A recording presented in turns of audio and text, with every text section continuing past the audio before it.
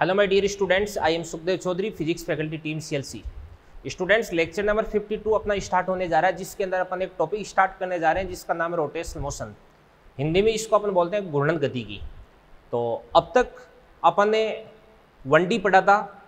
देखो ध्यान से, जो 1D अपन ने पढ़ा था उस 1D को अपन बोलते हैं स्थानांतरण गति यानी ट्रांसलेटरी मोशन। और अब यहाँ पे अपन डिस्कस करने वाले हैं घूर्णन गति यानी रोटेशनल मोशन की बात अपन करने वाले हैं। ठीक है ना। तो चलो बच्चों, सबसे पहले अपन देखते हैं कि स्थानांतरण गति क्या होती है, घूर्णन गति क्या होती है। ये सारी की सारी चीज़ें अपन डिस्कस करते हैं। और एक दर्द पिंड के बारे में अपन यहाँ पे डिस्कस करेंगे, रिजिड बॉडी के बारे में। तो रिजिड बॉडी क्या होती है ये भी मैं आपको यहाँ पे बताने वाला हूँ। तो चलो देखते हैं। सबसे पहले अपन बात करते हैं कि इसकी दर्द पिंड की। एक दर्द पिंड क्या होता है। दर्द पिंड, इसको अपन इंग्लिश में बोल सकते हैं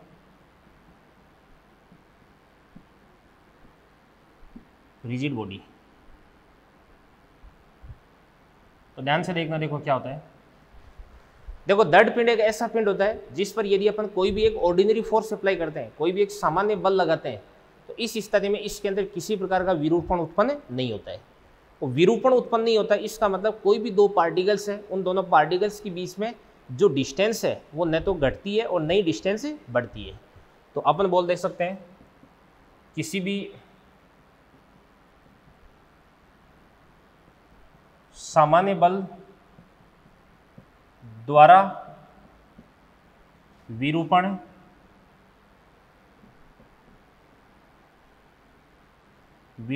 उत्पन्न नहीं होता है। और कोई भी दो कणों के मध्य की दूरी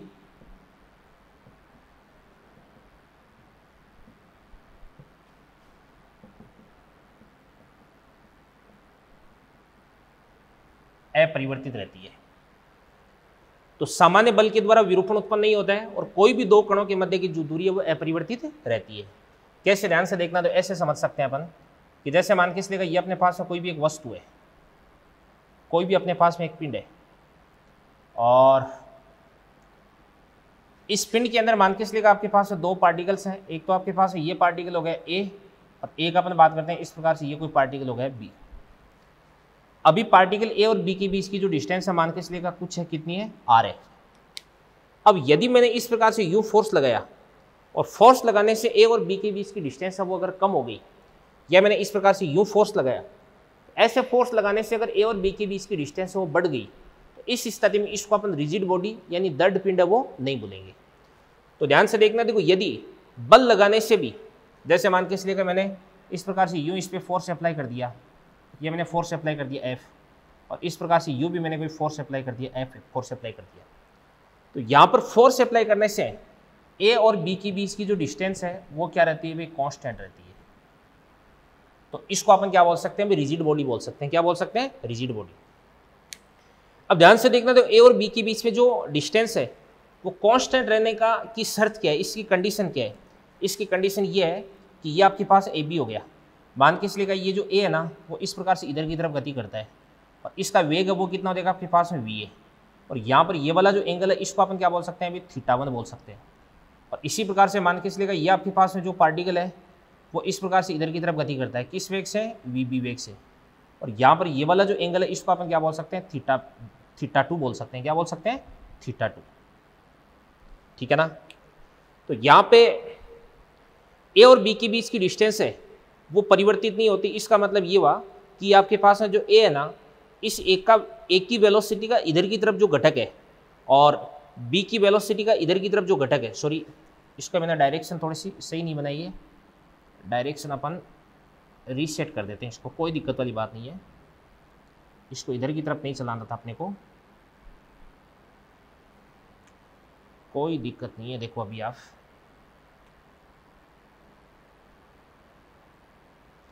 ये यूं हो गया, मान के चलेगा इस प्रकार से ये यूं चलता है इधर की तरफ, किस वेलोसिटी से, वी बी से। और यहाँ पर ये वाला जो एंगल है इसको अपन क्या बोल सकते हैं, θ2 बोल सकते हैं। अब सुनना ध्यान से देखना। देखो यहाँ पर एक की वेलोसिटी का कंपोनेंट ए बी के अनुदिश, ये क्या हो जाएगा आपके पास में वी ए cos θ1, और b की वेलोसिटी का कंपोनेंट ab के अनुदिश, ये क्या देगा आपके पास में vb cos θ2 देगा। यानी va की वेलोसिटी का पैरेलल कंपोनेंट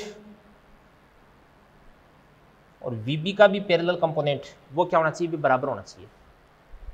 यानी मैं ये कह सकता हूं कि a है ना, वो b की तरफ जिस वेग से आ रहा है, b उसी वेग से दूर की तरफ जा रहा है, और इन दोनों को मिलाने वाली जो रेखा है, इसके अनुदिश यदि दोनों का वेग है वो समान होगा, तो इस स्थिति में इन दोनों के बीच की जो डिस्टेंस है वो न परिवर्तित नहीं होगी, यानी इनके बीच में किसी प्रकार की सापेक्ष गति यहाँ पे नहीं होगी ए बी लाइन के अनुदिश। ठीक है ना, तो ये तो आपके पास एक रिजिड बॉडी है, उसकी शर्त होगी।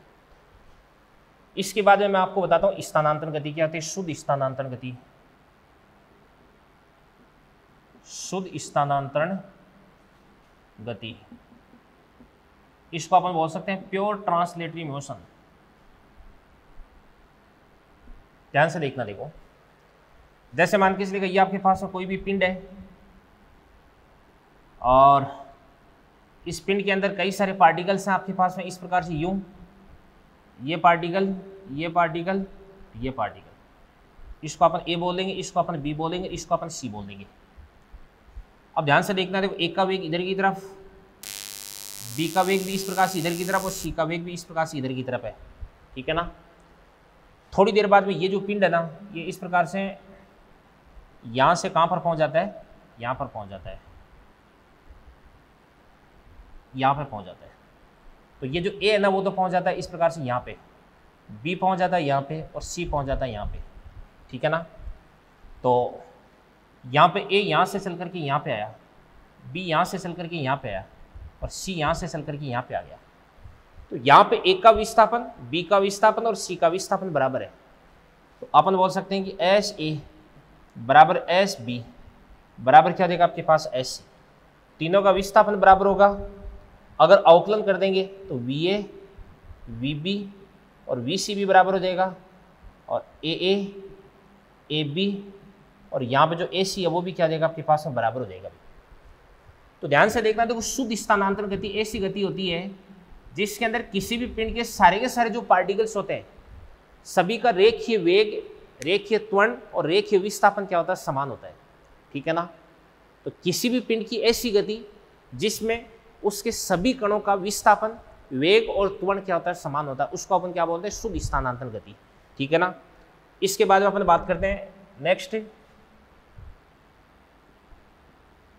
शुद्ध घूर्णन गति, यानी प्योर रोटेशनल मोशन। जैसे मान के चलिएगा ये आपके पास कोई भी एक पिंड है, ये कोई भी एक पिंड हो गया, कैसा भी है, ये चकती के आकार का हो सकता है, गोले के आकार का हो सकता है, कैसा भी हो सकता है। अब इसको यहाँ से मैंने क्या कर दिया, इस प्रकार से फिक्स कर दिया, यानी पाइवोट कर दिया, हिंज कर दिया मैंने इसको।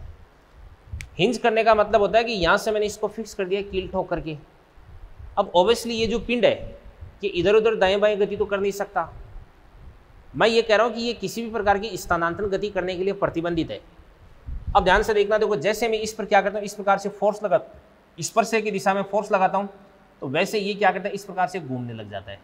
ठीक है ना, अब घूमने लग जाता है तो जैसे मान के चलिएगा ये तो आपके पास में पॉइंट हो जाएगा ए, और इसी प्रकार से ये आपके पास में पॉइंट हो जाएगा मान के चलिएगा बी। ठीक है ना, ये इस प्रकार से यूँ रोटेशन कर रहे हैं, तो ये आपके पास ए होगा, ये आपके पास में बी हो गया। अब यदि अपन यहाँ पर बात करते हैं ए की, तो ए है वो भी क्या करता है, वर्ताकार पथ पर गति करता है। तो इस प्रकार से ए का जो सर्कल है वो तो इस प्रकार से यू बन जाएगा भाई, और इसी प्रकार से बी का जो सर्कल है वो बी का सर्कल इस प्रकार से यू बन जाएगा। तो जितने समय में ए अपना एक चक्कर पूरा करता है उतने समय में बी भी अपना एक चक्कर पूरा कर लेता है। बट ध्यान से देखना, देखो ए के द्वारा तय की गई दूरी क्या है कम, और बी के द्वारा तय की गई दूरी क्या है, ज़्यादा। ठीक है ना, तो यहाँ पे सभी कणों के द्वारा तय की गई दूरी है वो समान नहीं होती है, तो सबका वेग भी समान नहीं होगा, सबका त्वरण है वो भी समान नहीं होगा। समझ में आ गई ना बात है ये चीज़।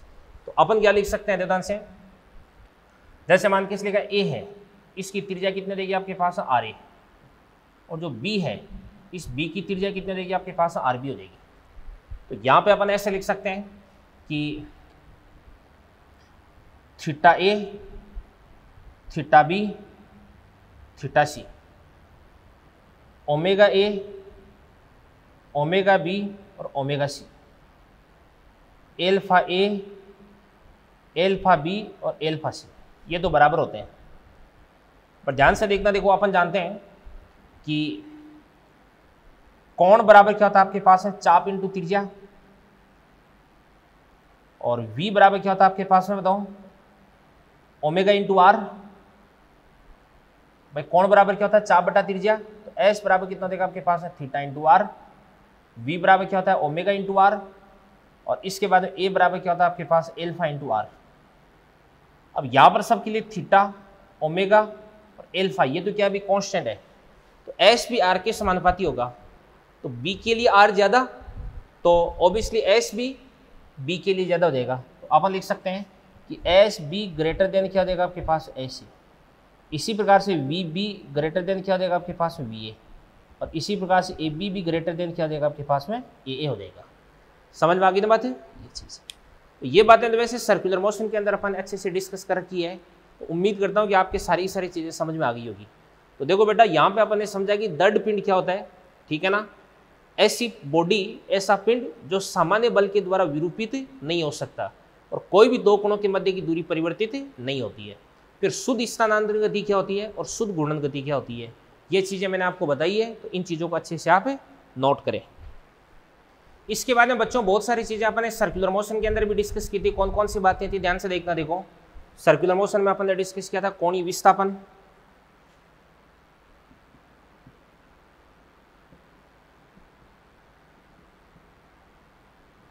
थीटा आप बहुत अच्छे से जानते हैं। इसके बाद में कोणीय वेग ओमेगा और कोणीय त्वरण एल्फा, ये सारी चीजें आप जानते हैं। इसके बाद में गति की समीकरणें भी मैंने आपको पढ़ाई थी। ओमेगा बराबर क्या होता है आपके पास ओमेगा नॉट प्लस क्या होता है alpha into T.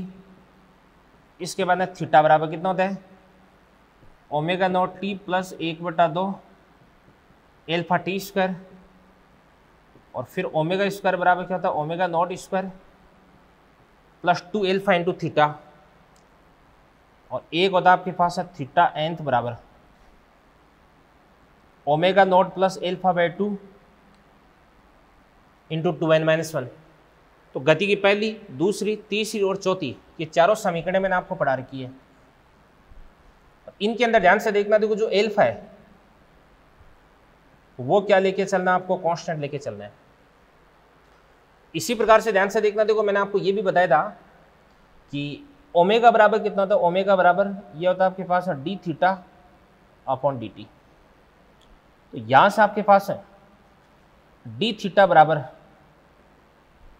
Omega into D T, और यदि इसका T1 से लेके T2 तक आप इंटीग्रेशन कर दोगे तो डी थीटा से आपके पास में क्या देगा डेल्टा थीटा देगा। और इसी प्रकार से ध्यान से देखना, देखो यहीं पे लिख देता हूं मैं, चलो यहां लिख देता हूं। एल्फा बराबर कितना होता है आपके पास है डी ओमेगा अपॉन क्या होता है आपके पास है डी टी, और यहां से आपके पास है डी ओमेगा बराबर एल्फा डी टी, दोनों तरफ से इंटीग्रेशन कर देंगे T1 से लेके T2 तक। इसका अगर आप इंटीग्रेशन कर दोगे तो आपके पास आ जाएगा डेल्टा ओमेगा। और इसी प्रकार से एल्फा बराबर कितना होता है आपके पास है ओमेगा डी ओमेगा अपॉन क्या होता है आपके पास है डी थीटा। तो यहां से अपन लिख सकते हैं, ध्यान से देखना, देखो ओमेगा डी ओमेगा बराबर क्या हो जाएगा आपके पास एल्फा डी थीटा, इंटीग्रेशन कर देंगे।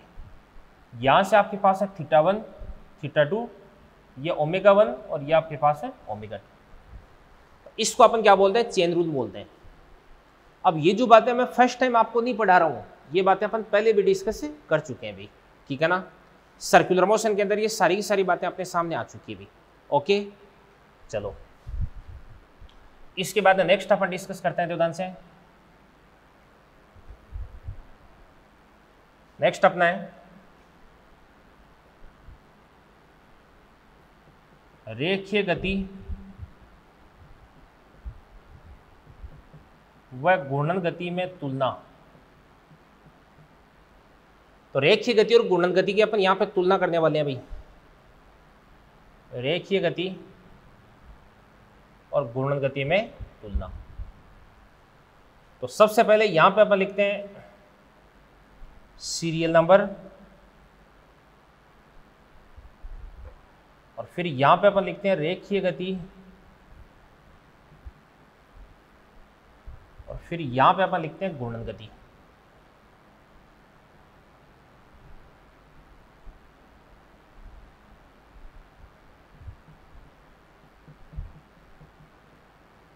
घूर्णन गति, ये इस प्रकार से अपन टेबल है वो टेबल कंप्लीट कर देते हैं।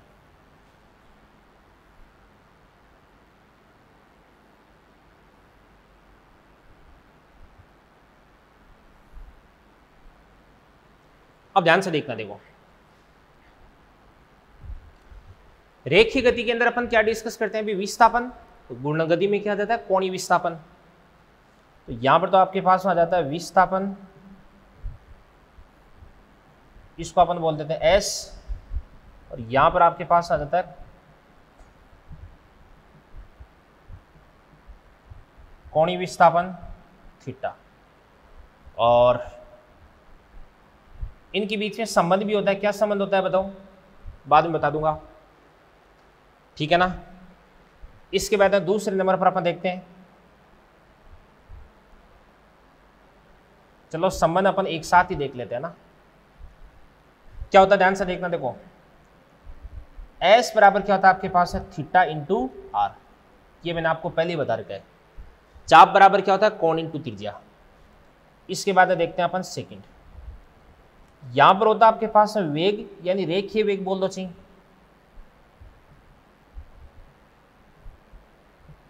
रेखीय वेग, और यहां पर क्या होता है आपके पास है कोणीय वेग। कोणीय वेग को अपन लिख सकते हैं किससे, ओमेगा से। अब ध्यान से देखना, तो यहां पर आपके पास v बराबर क्या होता है, v बराबर ds अपॉन dt। यहां पर आपके पास ओमेगा बराबर क्या होता है, ये आपके पास होता है d थीटा अपॉन dt। और एक और रिलेशन बनता है यहां पे, कौन सा रिलेशन, एक और होता है आपके पास है v बराबर क्या होता है आपके पास ओमेगा इंटू आर भी होता है। इसके बाद टेबल को अपन इधर की तरफ बढ़ाते हैं, तो यहां पर वही आपके पास है सीरियल नंबर आ जाएगा, है ना। और सीरियल नंबर के बाद में यहां पे अपन पढ़ते हैं रेखीय गति,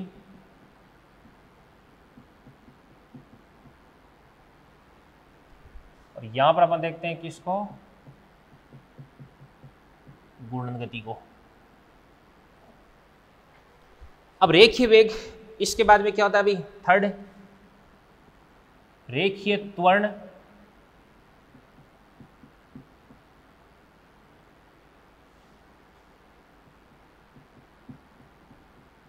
ए, और एक होता है आपके पास है कोणीय त्वरण एल्फा, और ए बराबर क्या होता है आपके पास एल्फा इंटू आर। और फोर्थ तो रेखीय त्वरण। इसके बाद में अगला अपन पढ़ते हैं क्या भाई, रेखीय गति में अपन पढ़ते हैं द्रव्यमान। और द्रव्यमान क्या होता है, एक प्रकार का जड़त्व होता है। क्या होता है, जड़त्व। तो यहां पर अपन देखते हैं किसको, द्रव्यमान को, और यहां पर क्या होता है आपके पास है जड़त्व आघूर्ण। यहां पर क्या होता है जड़त्व आघूर्ण, और जड़त्व आघूर्ण को अपन लिखते हैं आई से। इसके बाद में 5, यहां पर होता है रेखीय संवेग। P बराबर क्या होता है आपके पास m इंटू वी, और यहां पर होता है आपके पास कोणीय संवेग।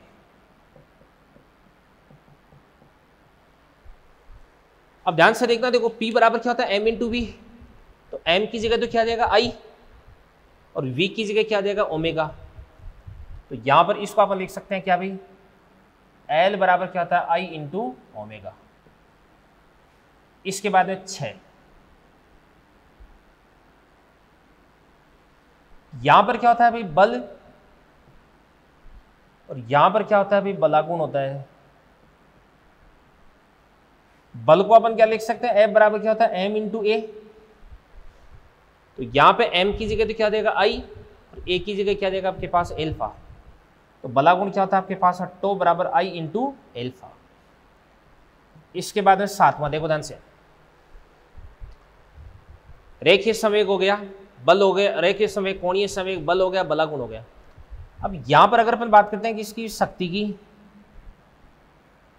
तो यहां पे शक्ति P बराबर क्या था आपके पास में, ध्यान से देखना, देखो F डॉट V।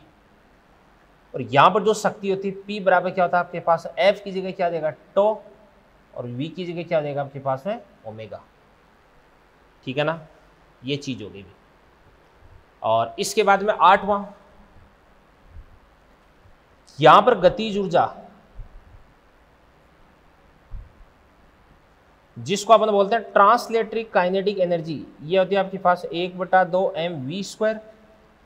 और यहां पर होती है आपके पास में गतिज ऊर्जा यानी रोटेशनल काइनेटिक एनर्जी, घूर्णन गतिज ऊर्जा 1/2 का 1/2 m की जगह यहां पर क्या देगा भाई I, और v² की जगह क्या देगा आपके पास है ओमेगा²। ये आपके पास रोटेशनल काइनेटिक एनर्जी हो गई भी। ठीक है ना। अब रेखीय गति के अंदर पहली समीकरण होती है v बराबर u प्लस ए टी, और वहां पे क्या होती है भाई ओमेगा बराबर omega naught plus alpha T. इधर होती है s बराबर U T plus half A T square, और उधर की तरफ होती है आपके पास थीटा बराबर omega not T plus 1/2 into alpha T square. इधर की तरफ होती है v² बराबर u² प्लस 2s, और उधर की तरफ क्या होती है आपके पास ओमेगा² बराबर omega naught square plus 2 alpha into theta. इधर की तरफ होती है s nth बराबर u plus a/2 into 2n-1, और उधर की तरफ क्या होती है theta nth equals to omega naught plus alpha by 2 into 2n-1 होती है। ठीक है ना। और देखो ध्यान से, ये सारी चीजें मैंने आपके लिए यहाँ पे लिख रखी है। तो देखो ध्यान से, कुछ बातें अपन ने सर्कुलर मोशन के अंदर पढ़ ली थी, वो बातें मैंने आपको हल्की सी बता दी है। ठीक है ना। आपने नोट्स या शॉर्ट नोट्स कुछ भी बना रखे होंगे, उनको एक बार पढ़ लेना, काम आएंगे आपकी। और फिर उसके बाद रेखीय गति और घूर्णन गति के अंदर ये जो कंपेरिजन है, इस कंपेरिजन को आप अच्छे से देख लें भाई। ठीक है भाई। तो चलिए बच्चों, इसके बाद में अपन देखते हैं 3 क्वेश्चंस। तो क्वेश्चन देखिएगा, सबसे पहला क्वेश्चन क्या कह रहा है, 20 सेंटीमीटर त्रिज्या का एक पहिया विरामावस्था से 20 सेकंड के लिए कोणीय त्वरण 4 पाई रेडियन पर सेकंड स्क्वायर से त्वरित होता है। तो पहिया का कोणीय वेग व कोणीय विस्थापन क्या हो जाएगा। अब ध्यान से देखना, देखो पहिया आपको दे रखा, पहिए की रेडियस आपको दे रखी है। तो रेडियस कितनी दे रखी है आपको 20 सेंटीमीटर, ये तो आपके पास आर हो गया भाई। ठीक है ना। इसके बाद में 20 सेकेंड यानी ये आपके पास टी हो गया, 4 पाई रेडियन पर सेकंड स्क्वायर, तो ये आपके पास क्या देगा अभी एल्फा हो जाएगा। तो पहिए का कोणीय वेग याद करना है। तो अपन जानते हैं कि ओमेगा बराबर क्या होता है आपके पास ओमेगा नॉट प्लस क्या होता है एल्फा टी। तो विरामावस्था से है तो ओमेगा नॉट कितना देगा आपके पास है 0, और एल्फा कितना देगा आपके पास में, ध्यान से देखना, देखो 4 पाई। ठीक है ना। और इसके बाद टी कितना देगा आपके पास है 20, तो बराबर कितना देगा आपके पास 80 पाई रेडियन पर सेकेंड। और कोणीय विस्थापन पूछा जा रहा है, तो थीटा बराबर कितना था ओमेगा नॉट टी। तो ओमेगा नॉट तो कितना देगा 0, 1/2 एल्फा टी स्क्वायर। तो एल्फा कितना देगा आपके पास में, तो 4 पाई इंटू टी स्क्वायर, 20 का स्क्वायर कितना देगा आपके पास है 400। अब ध्यान से देखना, देखो 400 में 2 का भाग लगा देंगे 200, और 200 इंटू 4 पाई, ये आपके पास है कितना देगा 800 पाई, ये आपके पास है रेडियन हो गया। और मैंने आपको बताया था कि थीटा को अपन क्या लिख सकते हैं, 2 पाई एन लिख सकते हैं। क्या लिख सकते हैं 2 पाई एन। तो यहां से अपन एन की वैल्यू भी निकाल सकते हैं, कितने चक्कर इसने काट दिए। तो यहां से आपके पास एन बराबर कितना देगा 400 चक्कर, 400 चक्कर काट लिए भी इसने। ठीक है ना। अगला क्वेश्चन अपन देखते हैं, 240 पाई रेडियन पर सेकंड कोणीय वेग से घूम रहे एक पहिए को 20 सेकंड में रोकना है भी। तो ध्यान से देखना, तो ये तो आपके पास प्रारंभिक कोणीय वेग हो गया, तो इसको तो अपन क्या बोल देंगे भी ओमेगा नॉट। अब पहिए को रोकना है मतलब फाइनल एंगुलर वेलोसिटी यानी अंतिम कोणीय वेग कितना देगा आपके पास है 0, तो ओमेगा आपके पास है 0 हो गया। और टी कितना देगा आपके पास है 20 सेकेंड। तो एक तो आपको क्या ज्ञात करना है, इसका कोणीय त्वरण ज्ञात करना है एल्फा। तो अपन जानते हैं कि ओमेगा बराबर क्या होता है आपके पास ओमेगा नॉट प्लस क्या होता है आपके पास एल्फा इंटू टी। तो यहाँ पर ओमेगा कितना देगा आपके पास है 0 बराबर ओमेगा नॉट कितना देगा आपके पास है तो 240 पाई और इसके बाद माइनस का एल्फा टी। तो एल्फा टी कितना देगा आपके पास है 20 एल्फा। तो इसको अपन बोलेंगे 0 बराबर 240 पाई माइनस क्या देगा आपके पास है 20। भाई मंदन हो रहा है ना, तो कितना देगा आपके पास है भाई, अपने को पता है कि मंदन हो रहा है तो एल्फा आपने को याद करना है। माइनस का टी कितना देगा 20 एल्फा। तो यहाँ से आपके पास 20 एल्फा बराबर कितना देगा 240 पाई। तो यहाँ से आपके पास एल्फा बराबर 240 को अपन 20 से भाग दे देंगे तो कितना देगा आपके पास है 12 पाई। एल्फा देगा आपके पास 12 पाई रेडियन पर सेकंड स्क्वायर। और बताओ ये त्वरण की मंदन है, ये मंदन है और इससे रुकने से पूर्व इसके द्वारा काटे गए चक्रों की संख्या यानी अपन थीटा से ज्ञात करते हैं। थीटा बराबर कितना था ओमेगा नॉट टी और इसके बाद में प्लस कितना था 1/2 एल्फा टी स्क्वायर। अब ओमेगा नॉट कितना देगा आपके पास बताओ 240 पाई और टाइम कितना देगा आपके पास है 20 1/2। यहां पे आपके पास एल्फा बराबर कितना देगा एल्फा बराबर माइनस का 12 पाई और टाइम कितना देगा आपको भाई 20 सेकेंड। तो 20 का स्क्वायर कितना देगा आपके पास है 400। ये 400 हो गया। तो यहां से आपके पास है थीटा बराबर करो सोल्व करो 240 इंटू कितना देगा 20 तो कितना देगा आपके पास 4800 पाई माइनस कितना देगा 12/2 कितना देगा आपके पास है 6 इंटू 4 कितना देगा आपके पास है 2400 पाई बराबर कितना देगा आपके पास है 2400 पाई। थीटा को हम लिख सकते हैं 2 पाई इंटू एन। तो यहां से आपके पास एन बराबर कितना देगा भाई 1200 चक्कर। तो रुकने से पहले एक पहिया कितने चक्कर काट लेगा भी 1200 चक्कर काट लेगा, ठीक है ना। इसी प्रकार से अगला क्वेश्चन अपन देखते हैं देदान से। आपके पास में देदान से एक पहिया है पहिया ए और एक आपके पास में पहिया बी है। ए की रेडियस कितनी देर की 20 सेंटीमीटर और बी की रेडियस कितनी देर की 40 सेंटीमीटर। अब पहिए को ए को 4 पाई रेडियन पर सेकेंड स्क्वायर से त्वरित किया जाता है तो पहिए बी को 100 चक्कर पूर्ण करने में कितना समय लगेगा। तो अपन लिख सकते हैं कि ध्यान से देखना, देखो जैसे ये आपके पास में पॉइंट हो जाएगा ए और ये आपके पास में पॉइंट हो जाएगा बी।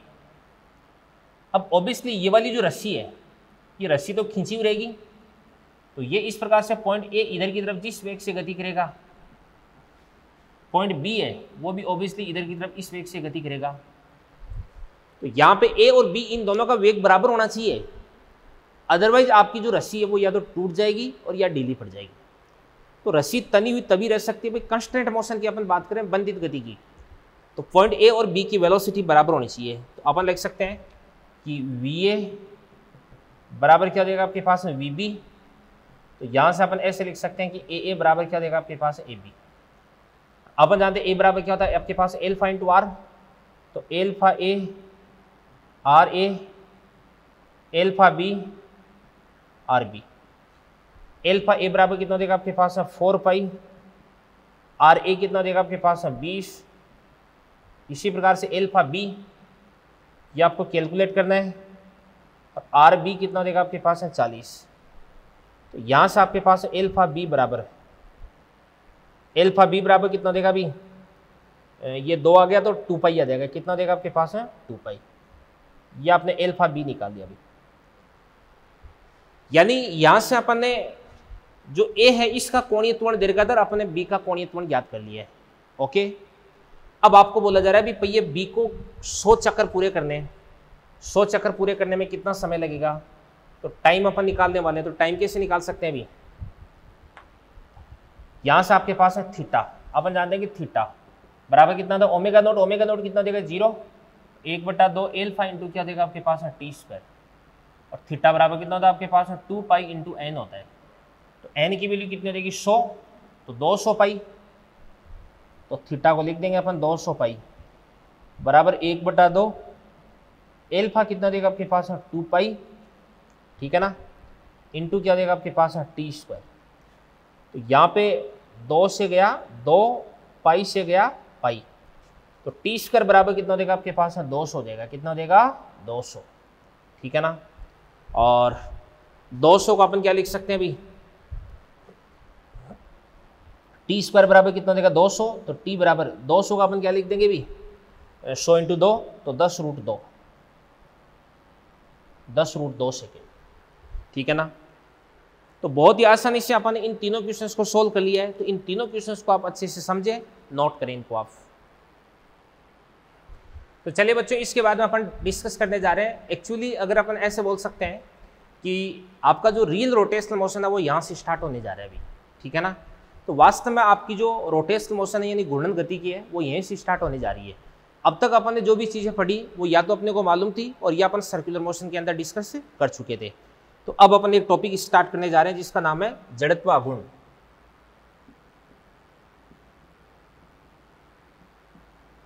जड़त्व आघूर्ण को अपन इंग्लिश में बोलते हैं मोमेंट ऑफ इनर्शिया। इसको अपन लिखते हैं किससे, आई से भी लिखते हैं। तो ध्यान से देखना, देखो क्या होता है भाई जड़त्व आघूर्ण क्या होता है। वास्तव में किसी भी वस्तु की घूर्णन गति का जो जड़त्व है उसी को अपन क्या बोलते हैं, जड़त्व आघूर्ण बोलते हैं। अब जड़त्व क्या होता है भाई, अपनी यांत्रिक स्थिति में परिवर्तन का विरोध करने का गुण होता है। तो ध्यान से देखना, देखो किसी भी वस्तु का जड़त्व आघूर्ण वास्तव में एक ऐसी प्रॉपर्टी होती है जिसकी वजह से वो अपनी घूर्णन स्थिति में परिवर्तन का विरोध करता है। तो अपन लिख सकते हैं घूर्णन गति का जड़त्व है। क्या इसको अपन लिख सकते हैं, ध्यान से देखना,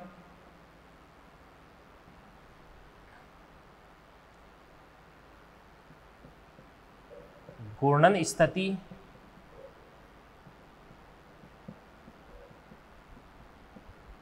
में परिवर्तन का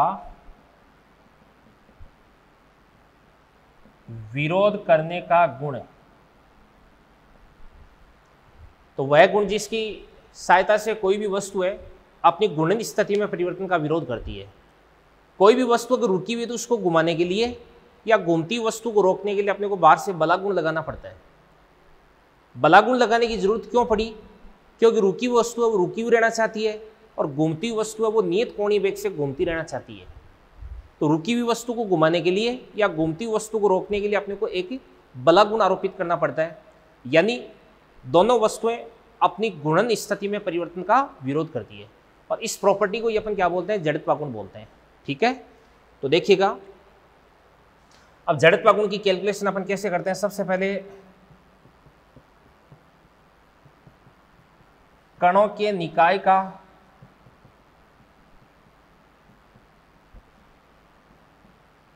जड़त्व आघूर्ण। तो कणों के निकाय का जड़त्व आघूर्ण में देखिएगा, या आपके पास में कोई भी सिस्टम है जिसके अंदर बहुत सारे पार्टिकल्स हैं। पहले पार्टिकल का द्रव्यमान कितना है m1, दूसरे पार्टिकल का द्रव्यमान कितना हो जाएगा m2 और तीसरे पार्टिकल का द्रव्यमान कितना देगा m3 और nवें पार्टिकल का द्रव्यमान कितना देगा आपके पास mn। तो इसको अपन बोल सकते हैं mn। यह आपके पास हो जाएगी इस प्रकार से घूर्णनक्स जिसके सापेक्ष अपन घुमा रहे हैं। अब m1 की घूर्णनक्स से जो लंबवत दूरी है वो कितनी देगी r1 और m2 की घूर्णनक्स से जो लंबवत दूरी है वो क्या देगी आपके पास r2। m3 की घूर्णनक्स से जो लंबवत दूरी है वो आपके पास में क्या देगी r3 और mn की घूर्णनक्स से जो लंबवत दूरी है इसको अपन क्या बोल सकते हैं अभी rn बोल सकते हैं। तो पार्टिकल्स के द्रव्यमान आपको दे रखे हैं m1 m2 m3 dot dot dot mn और इनकी घूर्णनक्स से जो लंबवत दूरी है वो आपको दे रखी r1 r2 r3 dot dot dot rn, ठीक है ना। अब यदि आपको जड़त्व आघूर्ण निकालना है तो इसके लिए क्या करना पड़ेगा, देखो I बराबर पहले पार्टिकल के द्रव्यमान को लंबवत दूरी के वर्ग से गुणा कर दो तो m1 r1 स्क्वायर दूसरे का भी अपन कर देंगे m2 r2 स्क्वायर, और तीसरे का भी क्या कर देंगे अपन m3 r3 square, plus dot dot dot nवें का अपन क्या कर देंगे mn rn स्क्वायर। और इसी को अपन क्या बोल सकते हैं भाई, जड़त्वागुण बोल सकते हैं। क्या बोल सकते हैं? जड़त्वागुण। ये बात होगी। तो यहां से आपके पास I बराबर क्या होता है, m1 r1 square plus m2 r2 square plus m3 r3 square plus dot dot dot mn rn square. यानी जितने भी आपके पास पार्टिकल्स है, सारे के सारे पार्टिकल्स का अगर आपने mr स्क्वायर जोड़ दिया तो आपको क्या प्राप्त हो जाएगा? जड़त्वागुण प्राप्त हो जाएगा। ठीक है ना। अब इस पे अपन क्वेश्चन भी कर सकते हैं, वो अपन करेंगे बाद में। इससे पहले मैं आपको बता देता हूं कि जैसे मान के चलिए आपके पास में बहुत सारे पार्टिकल्स हैं। पहला पार्टिकल है जिसका द्रव्यमान कितना है m1, दूसरे का द्रव्यमान कितना है m2 है। ठीक है ना। डॉट डॉट डॉट nv का द्रव्यमान कितना देगा आपके पास mn, इसके कोऑर्डिनेट्स x1 y1 z1, इसके x2 y2 और ये आपके पास है z2, इसके आपके पास xn yn और zn है। ये आपके पास कोऑर्डिनेट्स हो गए भी। अब बात सुनना भी, अगर आपको I x है उसके सापेक्ष जड़त्वागुण ज्ञात करना है तो मैं लिख देता हूं x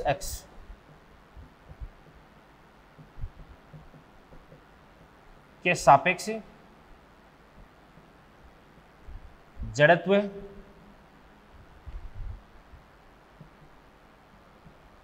आगुण। अपने को क्या करना है भी, x के सापेक्ष जड़त्वागुण ज्ञात करना है। तो क्या करते हैं देखिएगा ध्यान से, Ix बराबर पहले पार्टिकल का द्रव्यमान कितना देगा आपके पास m1। अब पहले पार्टिकल की ध्यान से देखना, तो x से लंबवत दूरी कितनी देगी, y square plus Z square का रूट हो जाएगा। क्या हो जाएगा? y square plus Z square का रूट हो जाएगा। और यदि इस दूरी का आपने स्क्वायर कर दिया, वर्ग कर दिया, तो आपके पास में क्या देगा, ध्यान से देखना, देखो y1 स्क्वायर प्लस क्या देगा z1 स्क्वायर। और इसी प्रकार से दूसरे पार्टिकल का क्या देगा आपके पास m2, और ये देगा y2 square plus z2 square plus dot dot dot mn, ये आपके पास yn square plus zn square हो जाएगा। और yx के सापेक्ष जड़त्वागुण Iy बराबर m1। अब यदि yx के सापेक्ष आपको जड़त्वागुण ज्ञात करना है तो पहले पार्टिकल की yx से लंबवत दूरी कितनी हो जाएगी, x square plus Z square का रूट हो जाएगी। और लंबवत दूरी का यदि आपने स्क्वायर कर दिया तो x square plus Z square हो जाएगा, रूट हट जाएगा। तो m1 y की बात करें तो x1 स्क्वायर प्लस क्या देगा आपके पास z1 square plus m2 x2 square plus z2 square plus dot dot dot mn, ये आपके पास xn स्क्वायर प्लस क्या देगा आपके पास है zn स्क्वायर। और इसी प्रकार से ध्यान से देखना, देखो यदि आपको zx के सापेक्ष जड़त्वागुण ज्ञात करना Iz, तो zx से पहले पार्टिकल की लंबवत दूरी कितनी हो जाएगी, x1 square plus y1 square का रूट, और लंबवत दूरी का अगर आपने वर्ग कर दिया तो क्या हो जाएगा आपके पास में, रूट हट जाएगा। तो इसको अपन बोलेंगे m1, ये हो जाएगा आपके पास में zx है तो x1 स्क्वायर प्लस क्या हो जाएगा y1 square, m2 x2 square plus क्या हो जाएगा y2 square plus dot dot dot mn xn square plus क्या देगा आपके पास है yn स्क्वायर हो जाएगा। ये बात होगी, ठीक है ना। तो ये वाली बात आपको ध्यान में रखनी है। अब देखिएगा ध्यान से, देखो अब ये चीज़ मैं आपको थोड़ी सी समझा देता हूँ, वैसे तो आपकी समझ में आ गए होंगे शायद। जैसे मान के चलिएगा ये आपके पास x है, ये आपके पास yx है, और ये आपके पास है zx है। और zx है वो इस प्रकार से कागज के तल के लंबवत बाहर की तरफ है, तो इसको मैं इस प्रकार से डॉट से दिखा देता हूँ, डॉट से, यानी ये इस प्रकार से यूं बाहर की तरफ है, आपकी तरफ। यहाँ पर अपने पास इस प्रकार से कोई भी पार्टिकल है, ठीक है ना। अब इस पार्टिकल से मिलने के लिए आपको x अक्ष पे कितना चलना पड़ता है, x, और y अक्ष पे कितना चलना पड़ता है, y, ठीक है ना। ये y हो गया। अब आपकी जो जेड अक्ष है वो किधर की तरफ हो जाएगी, कागज के तल के लंबवत बाहर की तरफ, यूं बाहर की तरफ होगी। और यदि जेड अक्ष से लंबवत दूरी ज्ञात करनी है तो जेड अक्ष से लंबवत दूरी कितनी हो जाएगी, ये हो जाएगी, ठीक है ना। ये आपके पास आर हो गया। तो इस आर को अपन क्या बोल सकते हैं भाई, x square plus y square का रूट हो जाएगा। तो अगर आपको जेड अक्ष से लंबवत दूरी ज्ञात करनी है तो इस स्थिति में एक्स और वाई दोनों का स्क्वायर करके जोड़ के अपन रूट कर देंगे, ठीक है ना। तो कणों के निकाय का जड़त्व गुण किस प्रकार से ज्ञात किया जाता है ये आप अच्छी तरह से समझ चुके हैं, नोट करें इसको आप। चलो इसके बाद में एक बार अपन ये देखते हैं कि किसी भी दृढ़ पिंड का जड़त्व गुण किस प्रकार से ज्ञात करते हैं। और दृढ़ पिंड का जड़त्व गुण ज्ञात करना सीखने के बाद में अपन क्वेश्चंस करते हैं, ठीक है ना। तो अब तक शायद ये तो आपको पता चल ही गया कि जड़त्व गुण क्या होता है। देखो ध्यान से, थोड़ा सा मैं आपको इसके बारे में और आपको बता देता हूँ। देखो ध्यान से, जैसे मान के चलिएगा ये आपके पास में कोई धरातल है, इस धरातल के ऊपर इस प्रकार से ये कोई भी ब्लॉक रखा हुआ है। अब इस ब्लॉक पर अपन जब तक बल नहीं लगाएंगे तब तक ये क्या रहेगा, अभी रेस्ट में रहेगा। अब ये रेस्ट में है तो जब तक अपन बल नहीं लगाएंगे तब तक ये रेस्ट में रहेगा, ठीक है ना। और जैसे अपन ने क्या कर दिया, इस पर बल लगा दिया तो बल लगाते ये क्या कर देता है, अभी गति स्टार्ट कर देता है। क्या स्टार्ट कर देता है, गति। तो जिस प्रकार से इसको गति करवाने के लिए अपने को क्या लगाना पड़ता है, बल लगाना पड़ता है। यानी ये क्या करता है, अभी अपनी गति का विरोध करता है। ये रेस्ट में तो रेस्ट में रहना चाहता है, और गति का विरोध करने का ये जो गुण है इसी को अपन क्या बोलते हैं, जड़त्व बोलते हैं। क्या बोलते हैं, जड़त्व। और इसी प्रकार से मान के चलिएगा ये आपके पास में कोई पहिया है और इसको मैंने यहाँ से क्या करके अभी फिक्स कर गए, ठीक है ना। और फिर उसके बाद में अपन क्या करते हैं, देखिएगा ध्यान से, देखो जब तक इस पर अपन बलागुण नहीं लगाते हैं तब तक तो ये रेस्ट में रहेगा। और जैसे अपन क्या करते हैं, इस पर बलागुण लगाते हैं तो वैसे ये क्या करता है, अभी घूमने लग जाता है। तो इसको घुमाने के लिए अपने को बाहर से बलागुण लगाना पड़ता है। और बलागुण लगाना पड़ता है क्यों, क्योंकि ये घूर्णन स्थिति में परिवर्तन का विरोध करता है। और किसी भी वस्तु के द्वारा अपनी घूर्णन स्थिति में परिवर्तन का विरोध करने का जो गुण है उसी को अपन क्या बोलते हैं, जड़त्व गुण बोलते हैं। क्या बोलते हैं, जड़त्व गुण, ठीक है ना। तो जड़त्व रेखीय गति के लिए और जड़त्व गुण क्या होता है, अभी घूर्णन गति के लिए होता है, ठीक है ना। तो ये बात तो आपकी समझ में आ गई होगी। अब इसके बाद अपन देखते हैं दृढ़ पिंड का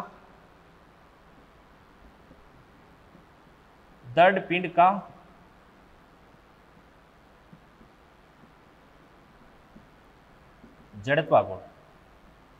ये अपन कैसे निकालते हैं, जैसे मान के चलिएगा ये आपके पास में कोई भी एक पिंड है, ये कोई भी दृढ़ पिंड है, रिजिड बॉडी है,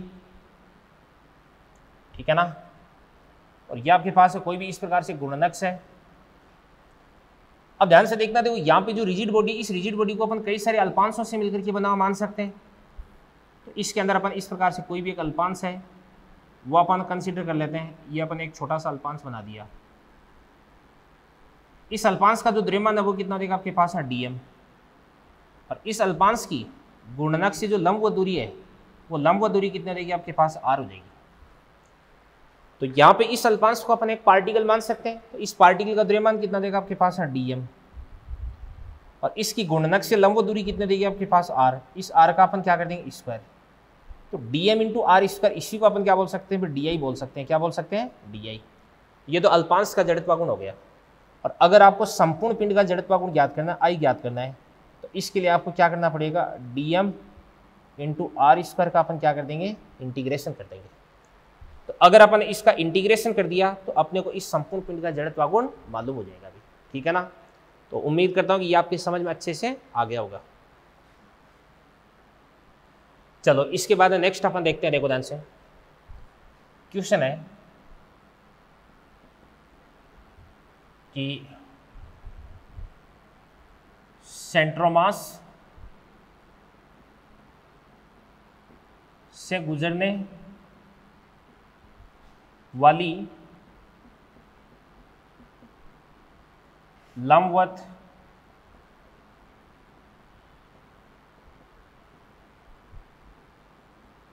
अक्ष के सापेक्ष जड़त्व गुण ज्ञात करना है अभी।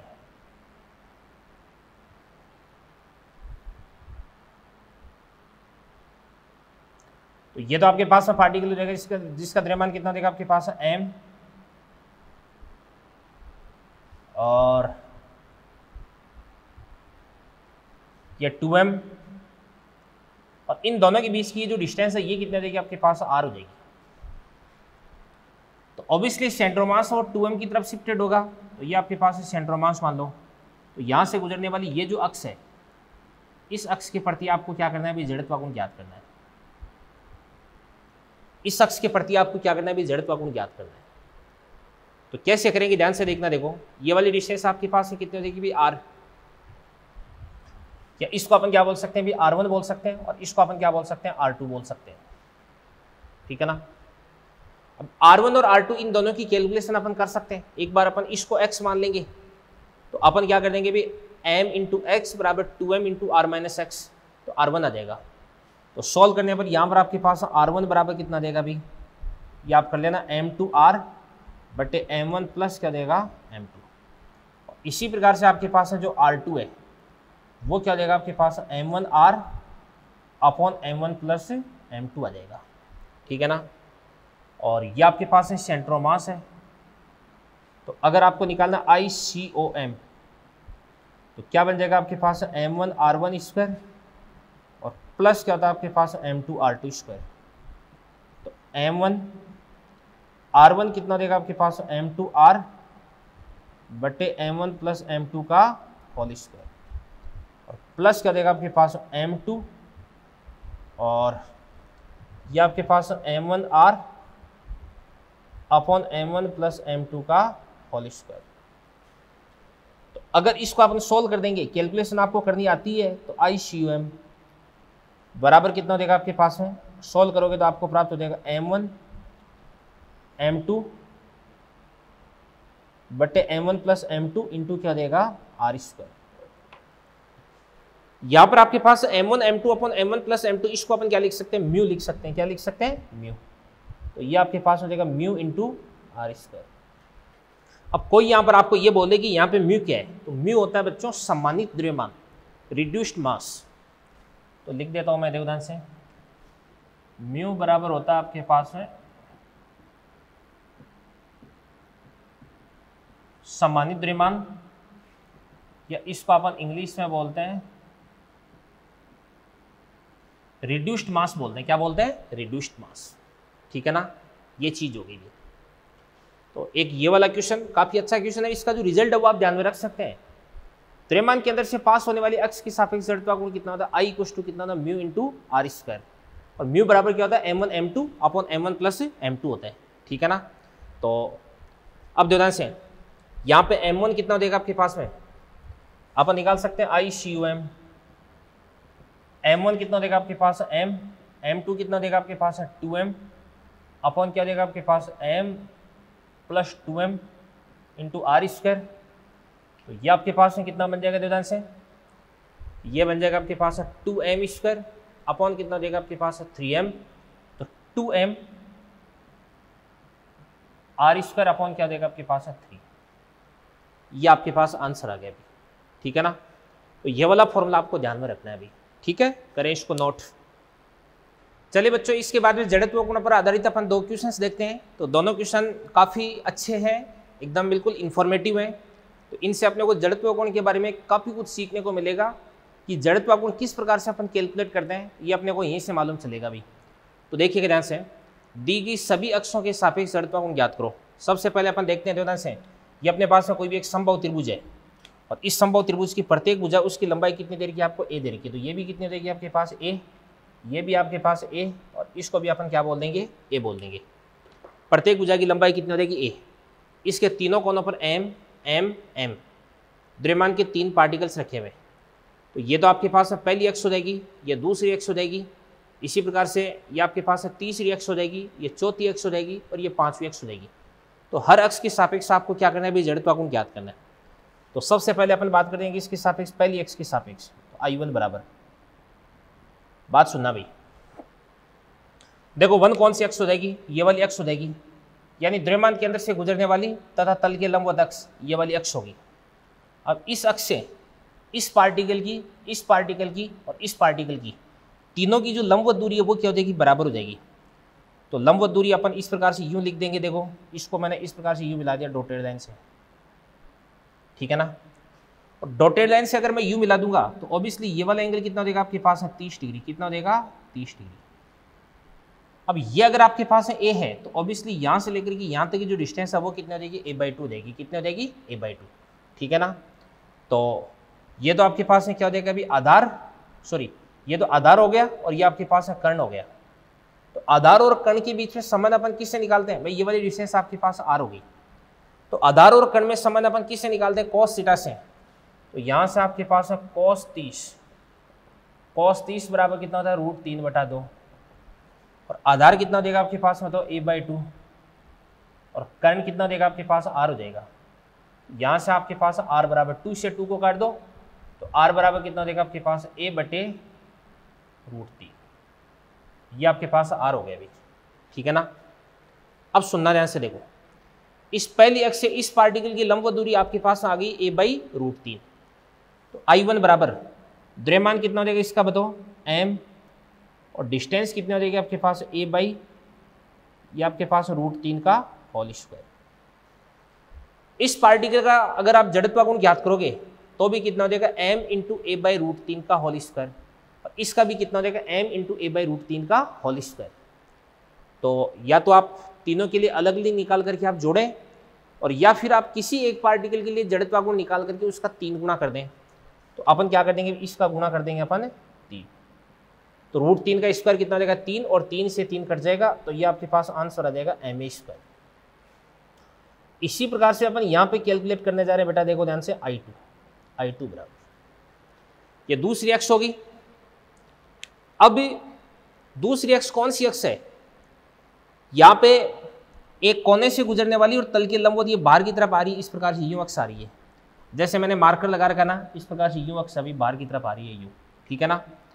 तो यार ये वाला जो पार्टिकल है, ये वाला पार्टिकल तो इस अक्ष पर स्थित है तो इसकी तो लंबवत दूरी कितनी देगी 0। तो इसकी तो अपन लिख देंगे m × लंबवत दूरी कितनी देगी 0 0 का स्क्वायर प्लस इस पार्टिकल का द्रव्यमान कितना देगा आपके पास m और इसकी यहाँ से जो डिस्टेंस है वो कितना देगी a। तो ये आपके पास a²। इसका द्रव्यमान कितना देगा आपके पास m और लंबवत दूरी कितनी देगी आपके पास बताओ a, तो a²। तो ये आपके पास है क्या देगा 2m a²। ठीक है ना। ये I2 आ गया अभी। इसके बाद अपन बात करते हैं कि इसके I3 की बात करते हैं, तीसरी अक्ष की सापेक्ष। तो ध्यान से देखना, तो तीसरी अक्ष है वो एक भुजा से गुजर रही है। भुजा से गुजर रही तो ये वाला m और ये वाला m ये तो दोनों इसी अक्ष पर आ गए। तो इसकी और इसकी अक्ष से लंबवत दूरी कितनी देगी 0। तो पहले का भी 0 और दूसरे का भी कितना देगा 0, तीसरे का कितना देगा m। अब ध्यान से देखना, तो ये आपके पास अक्ष आ चुकी है, ये अक्ष। और इससे अपन क्या करेंगे, इस पर परपेंडिकुलर ड्रॉ कर देंगे, लंब डाल देंगे। और ये वाली लंबाई अगर आप निकालोगे तो मैं आपको पहले बता चुका हूँ ये कितना देगा आपके पास √3a/2 आ जाएगा। कितना देगा √3a/2। तो m × कितना देगा आपके पास √3a/2 का होल स्क्वायर। तो यहाँ से आपके पास I3 बराबर सोल्व करेंगे तो क्या देगा आपके पास 3ma²/4। इसके बाद में अपन बात करते हैं I4 की बात करते हैं। चौथी अक्ष कौन सी हो जाएगी भी, ये वाली अक्ष। तो ये वाली अक्ष क्या हो जाएगी भी, एक कोने और सामने वाली भुजा के मध्य बिंदु से गुजरने वाली तल में स्थित अक्ष होगी। तो इस अक्ष के सापेक्ष अब सुनो, इस अक्ष से इसकी लंबवत दूरी कितनी हो जाएगी a/2। इसका कितना देगा आपके पास m × a/2 का होल स्क्वायर। इसकी इससे लंबवत दूरी भी कितना देगी a/2। तो m × a/2 का होल स्क्वायर प्लस ये वाला पार्टिकल तो इसी अक्ष पर स्थित हो गया, इस अक्ष पे आ रहा है तो इसका जड़त्व गुण कितना देगा आपके पास है 0। तो बराबर ma² प्लस ma²/4। इसको अपन क्या लिख सकते हैं ma² ये आपके पास 2 हो गया। और इसके बाद में पांचवी और लास्ट, इसको अपन बोल सकते हैं I5। ये आपके पास I5 बराबर क्या बन जाएगा, देखो ध्यान से, इस पांचवी अक्ष के सापेक्ष। तो इस अक्ष से इसकी लंबवत दूरी क्या हो जाएगी आपके पास ये, और ये अगर √3a/2 तो ये भी कितना देगा √3a/2 और ये भी कितना देगा आपके पास √3a/2।